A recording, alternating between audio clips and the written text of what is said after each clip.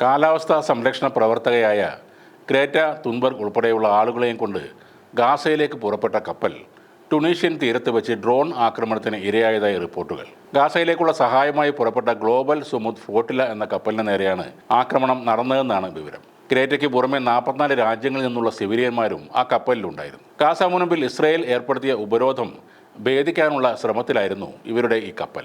ഒരു ഡ്രോൺ ആക്രമണത്തിന് പിന്നാലെ കപ്പലിന് തീ പിടിച്ചതായി കപ്പൽ അധികൃതർ സ്ഥിരീകരിക്കുന്നു. പോർച്ചുഗീസ് പതാകയുള്ള ഈ കപ്പലിൻ്റെ പ്രധാന ഡെക്കിലും താഴെയുള്ള സ്റ്റോറേജ് ഏരിയയിലുമാണ് തീപിടുത്തമുണ്ടായത്. എങ്കിലും എല്ലാ യാത്രക്കാരും ജീവനക്കാരും സുരക്ഷിതരാണ്. സംഭവത്തിൽ അന്വേഷണം പുരോഗമിക്കുകയാണെന്നും കൂടുതൽ വിവരങ്ങൾ ലഭ്യമാവുന്ന മുറയ്ക്ക് പുറത്തുവിടുമെന്നും അധികൃതർ പറയുന്നു. തങ്ങളുടെ ദൗത്യത്തെ ഭയപ്പെടുത്താനും തടസ്സപ്പെടുത്താനും ലക്ഷ്യമിട്ടുള്ള ആക്രമണങ്ങൾ കൊണ്ടൊന്നും പിന്തിരിയില്ലെന്ന് കപ്പൽ അധികൃതർ പറയുകയാണ്.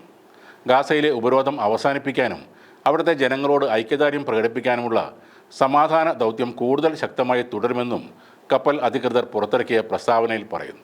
അതേസമയം കപ്പലിന് നേരെ ഡ്രോൺ ആക്രമണം നടന്നെന്ന വാദം ടുണീഷ്യൻ അധികൃതർ തള്ളിക്കളഞ്ഞിട്ടുണ്ട്. കപ്പലിനകത്ത് വെച്ച് തന്നെയുണ്ടായ ഒരു സ്ഫോടനമാണ് ആ തീപിടുത്തത്തിന് കാരണമെന്നാണ് നാഷണൽ ഗാർഡ് വക്താവ് പറയുന്നത്. യുദ്ധം തകർത്ത ഗാസയിലേക്ക് സഹായമെത്തിക്കുന്ന അന്താരാഷ്ട്ര ശ്രമങ്ങളുടെ ഭാഗമായാണ് ഈ കപ്പൽ പുറപ്പെട്ടത്. വിവിധ രാജ്യങ്ങളിൽ നിന്നുള്ള പ്രതിനിധികൾ അതിന് പിന്തുണയും നൽകുന്നുണ്ട്. 2007 ഹമാസ് ഗാസയുടെ നിയന്ത്രണം പിടിച്ചെടുത്ത ശേഷം ഇസ്രയേൽ അവിടെ നാവിക ഉപരോധം ഏർപ്പെടുത്തിയിട്ടുണ്ട്. ഹമാസിന് ആയുധങ്ങൾ എത്തുന്നത് തടയുകയാണ് ഈ ഉപരോധത്തിൻ്റെ ലക്ഷ്യമെന്ന് ഇസ്രയേൽ പറയുന്നു. 2023 ഒക്ടോബറിൽ ഹമാസ് തെക്കൻ ഇസ്രയേലിൽ നടത്തിയ ആക്രമണത്തിൽ 1200 പേർ കൊല്ലപ്പെടുകയും 250ഓളം പേരെ ബന്ദികളാക്കുകയും ചെയ്തിരുന്നു. തുടർന്ന് ആരംഭിച്ച സംഘർഷത്തിൽ പലസ്തീനിൽ 64,000-ലധികം പേർ കൊല്ലപ്പെട്ടുവെന്നാണ് റിപ്പോർട്ട്. ഇപ്പോഴും അവസാന റൗണ്ട് യുദ്ധമെന്ന നിലക്ക് അതിശക്തമായ ആക്രമണമാണ് ഇസ്രയേൽ ഗാസയിൽ നടത്തുന്നത്.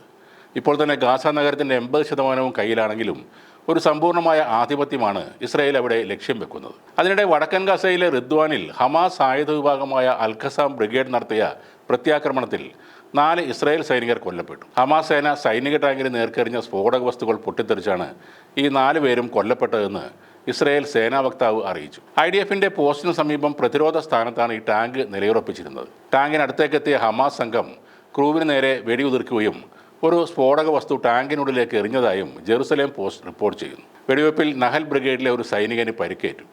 ഇതോടെ യുദ്ധത്തിൽ കൊല്ലപ്പെട്ട സൈനികരുടെ എണ്ണം 904 അതേസമയം ഗാസ സിറ്റി പിടിച്ചെടുക്കാൻ വ്യോമാക്രമണത്തിന് പിന്നാലെ ശക്തമായ കരയുദ്ധവും ആരംഭിക്കുമെന്ന് ഇസ്രയേൽ മുന്നറിയിപ്പ് നൽകിയിട്ടുണ്ട്.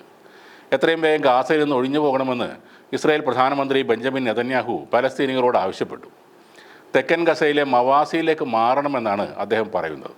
കനത്ത ബോംബിങ്ങിൽ ദിവസങ്ങൾക്കിടെ ഗാസ സിറ്റിയിൽ മാത്രം ഇസ്രയേൽ തകർത്തത് 50 വലിയ കെട്ടിടങ്ങളാണ്.